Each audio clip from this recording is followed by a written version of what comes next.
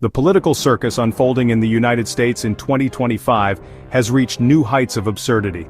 So outrageous, in fact, that even the Democratic Party was forced to intervene to stop what can only be described as a live-streamed meltdown of government credibility.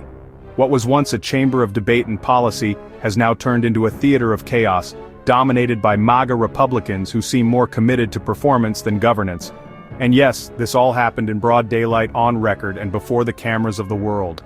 It all began with Republican Congresswoman Marjorie Taylor Greene, who hijacked a House hearing on Veterans Affairs and Public Health on June 25th.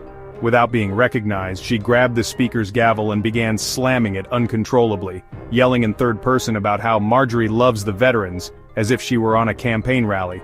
This wasn't a late-night comedy sketch, it was a congressional hearing. Democrats, visibly disturbed, tried to restore order. But Greene was beyond reason. She used the gavel like a prop and the chamber like a stage. The most worrying part? She chairs several key committees. But don't go anywhere. What you're about to hear might just change the way you view global power. We're about to break down the events you need to understand what's really happening and help you stay one step ahead. This is News for Dummies, where we explain everything to sharpen your critical understanding of current events. The footage of Greene's outburst went viral, especially when Democratic Congresswoman Melanie Stansbury attempted to rein her in. Greene clung to the gavel like it was a weapon, symbolizing power she clearly couldn't handle. She wasn't debating, she was shouting, ignoring every procedural rule in the book and treating Congress like a TikTok live. But the madness didn't stop there. MAGA Congressman Tim Burchett added fuel to the fire by falsely claiming that Trump's approval ratings were sky high. This was promptly and effectively shut down by Democratic Representative Jasmine Crockett, who cited real polling data from Morning Consult, June 24th, showing Trump's approval down to 39%, the lowest since his return to office. Congress as a whole fares even worse, sitting at a dismal 19%. That doesn't make Trump popular, it makes him the least unpopular. Let's pause here. Why do you think MAGA Republicans are pushing fake numbers? Do they think Americans are too distracted or too disillusioned to notice? Representative Crockett continued her takedown by citing a YouGov poll from June 20th, showing that only 28% of independents approve of Trump's handling of the Iran conflict. After his failed strikes on Iranian nuclear sites, it's hard to imagine those numbers improving. Trump's administration boasted that the strikes had eliminated the threat, but satellite imagery released by CNN the next day showed no significant damage. The administration quickly changed the narrative. Destruction wasn't the goal, they said, it was only about delay. A sharp contrast to Trump's televised proclamation that the Iranian nuclear program had been erased. Meanwhile, Trump's Republican allies in Congress continued to deny the damage caused by their own policies. During the hearings, Jasmine Crockett grilled a government official about proposed budget cuts, eliminating health care for 16 million people, laying off hundreds of thousands of federal workers, slashing funds for the EPA, HUD, FDA, Medicare, and SNAP, all of it part of the MAGA budget proudly endorsed by Trump. These are not theoretical cuts. These are real lives, real medicine, real food, and real shelters being taken away. Did you know that 1 in 8 Americans relies on SNAP to put food on the table? That's a government stat, not a talking point. But it gets worse. When Robert F. Kennedy Jr., who still holds power in the Department of Health, was questioned about drastic cuts to the National Institute on Aging, $1.7 billion gone, he fumbled.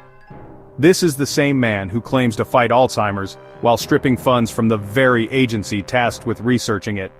He couldn't explain the contradiction. He mumbled and tried to change the subject, but the budget documents were right there in front of him.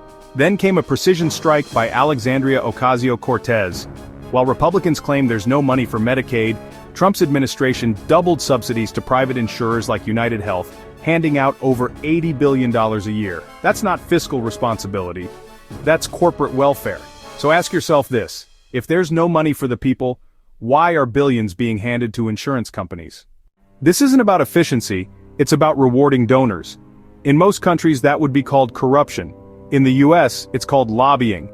And if that wasn't enough, we now have the shocking revelation that RFK Jr. submitted a false report to Congress which was used to justify changes in vaccination policy. Democratic Representative Luis Ruiz asked him plainly, "Did you verify the sources in your report?" RFK Jr. ES answer, "No. That's not just incompetence, it's dangerous. This wasn't a tweet or a blog post, it was an official report to Congress." It cited fake studies, imaginary scientists, and ChatGPT-generated content. Ruiz said it plainly: in any serious academic institution that would earn you an F for failure and for fraud. If RFK Jr. doesn't understand public health, why is he leading policy? And if he must, why isn't he surrounded by top experts instead of relying on AI-written garbage? But perhaps most chilling of all is RFK Jr.'s new plan to make America healthy again by introducing mandatory health wearables for all Americans. You heard that right, devices that monitor your physical data and send it to the government.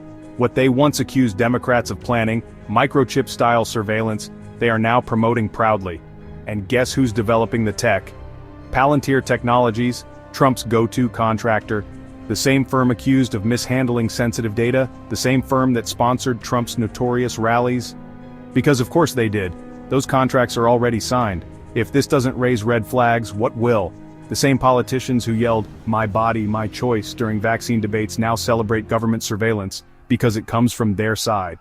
Let's not forget Trump's so-called surgical strikes on Iranian nuclear sites on June 21st. While he claimed they eliminated the threat, CNN's satellite photos show otherwise. Iran's facilities remain intact. And according to the International Atomic Energy Agency, IAEA, as of June 22nd, Iran now holds over 120 kilograms of uranium enriched to 60%, a violation of all previous accords. Meanwhile, Iran is signing energy deals with Russia and China, and yet Trump's followers are calling for a Nobel Peace Prize. You can't make this up. Amid all this, a small glimmer of accountability emerged. Democrat Robert Garcia took over as minority leader on the Oversight Committee. He promised to target corruption and abuse of power. Let's hope he can stand his ground in a chamber where truth is an endangered species. The cherry on top? The health secretary couldn't explain why his budget cut $17 billion from healthcare. When asked by Senator John Ossoff who would be fired, what hospitals would close, he had no answer, just vague promises to follow up later. But that hearing was the moment to provide clarity, and he failed. All of this, every gavel slap, every lie, every manipulated report, happened in just 1 week in the United States. Not a year, not 6 months, 1 week. While the world was distracted by the so-called 12-day war with Iran, American democracy was self-immolating in broad daylight. And the worst part isn't the chaos or corruption, it's that we've become numb to it. No one flinches anymore when leaders lie, when budgets cut off the lifeline of the poor, or when AI is used to fabricate truth. We've normalized failure, we've accepted the unacceptable, so we ask you, how much more will it take before we demand better? Before we wake up and remember that these politicians work for us, not the other way around. We fund their salaries, we fund their healthcare, and we deserve honesty, competence, and respect. Not tantrums, not lies, not theater. If they can't do the job, they should step aside. And if we remain silent, we are part of the problem. This isn't about Trump or Biden, red or blue. This is about truth, this is about power, and this is about people. If you found this breakdown valuable, subscribe and hit the notification bell. Share this video, especially because platforms don't always favor content that tells the truth. Support News for Dummies so we can keep speaking clearly with evidence and integrity. As Carl Sagan once said, extraordinary claims require extraordinary evidence. And today, you've seen it all.